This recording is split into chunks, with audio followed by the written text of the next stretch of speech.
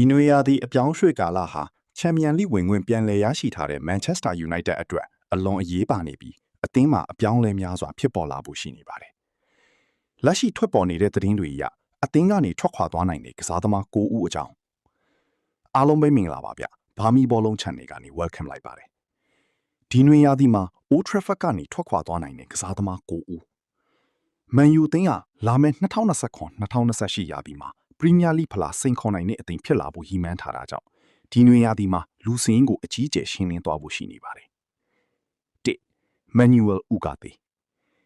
2024နွေရာသီကမှ PSG ကနေရောက်ရှိလာခဲ့တဲ့ Ugarte ဟာအသင်းမှာအသားကျဖို့ရုန်းကန်နေရပါတယ်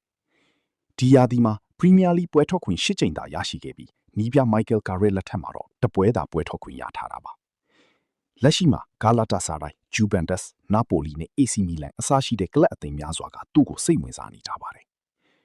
2. Casemiro ဘရာဇီးဝါရင်ကွင်းလေလူဟာစာချုပ်တက်တန်ကုံဆုံးချိန်မှာအသင်းကနေထွက်ခွာသွားမှာဖြစ်ကြောင်းအတည်ပြုပြီးသားဖြစ်ပါတယ်။အသင်းဖော်တွေနဲ့ပရိသတ်တွေကစက်နေဖို့စံတာရှိကြပေမယ့်သူ့ရဲ့ထွက်ခွာမဲ့ဆုံးဖြတ်ချက်ကတော့ပြောင်းလဲမှာမဟုတ်ပါဘူး။ 3. Ortega Bayenda တူရကီကိုသမားဟာပွဲထွက်ခွင့်ပိုရမယ့်နေရာအထူးသဖြင့်တူရကီကလပ်တစ်ခုခုကိုပြောင်းရွှေ့ဖို့ပြင်ဆင်နေပါတယ်။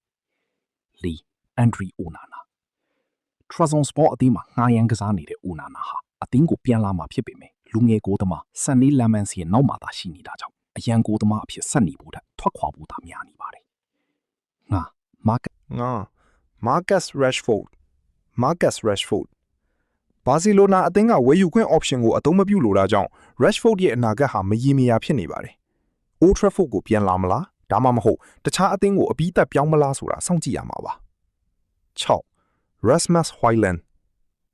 ကတော့အခြေအနေပိုမှုရှင်းလင်းပါတယ်။ နာပိုလီအသင်းချန်ပီယံလိဝင်ခွင့်ရရှိတာနဲ့သူ့ကိုအပြီးသက်ဝယ်ယူရမယ်စာချုပ်အချက်လက်ကြောင့်အီတလီမျိုးကိုအပြီးအပိုင်ရောက်ရှိသွားဖို့ရှိနေပါတယ်။ Jadon Sancho လက်ရှိ Aston Villa မှာငှားရမ်းကစားနေတဲ့ Sancho ဟာစာချုပ်သက်တမ်းကုန်ဆုံးတာနဲ့အမျှ Man U ကိုပြန်လာတော့မှာမဟုတ်ပါဘူး။ 8. Joshua Zirkzee နယ်သာလန်တိုက်စစ်မှုဟာဒီရာသီမှာပွဲထွက်ခွင့်နှဲပါနေတာကြောင့်ပိုမိုကောင်းမွန်တဲ့အခွင့်အရေးရမယ့်အသင်းစီပြောင်းရွှေ့ဖို့စဉ်းစားနိုင်ပါတယ်။ 9. Tyrell Malacia ဒဏ်ရာပြဿနာတွေရှိခဲ့တဲ့ Malacia ဟာမကြခင်မှာအလွတ်ပြောင်းရွှေ့ကြီးနဲ့ထွက်ခွာခွင့်ရတော့မှာဖြစ်တယ်လို့ Man U ကလည်းဘဲနောက်ခံလူအသစ်တဦးခေါ်ယူဖို့ပြစ်မှတ်ထားနေပါတယ်။ သုံးသက်ချက် Ugarte အနေနဲ့ Sporting အသင်းမှာတောက်ပခဲ့ပေမဲ့ Man U မှာနီးပြအပြောင်းလဲတွေကြား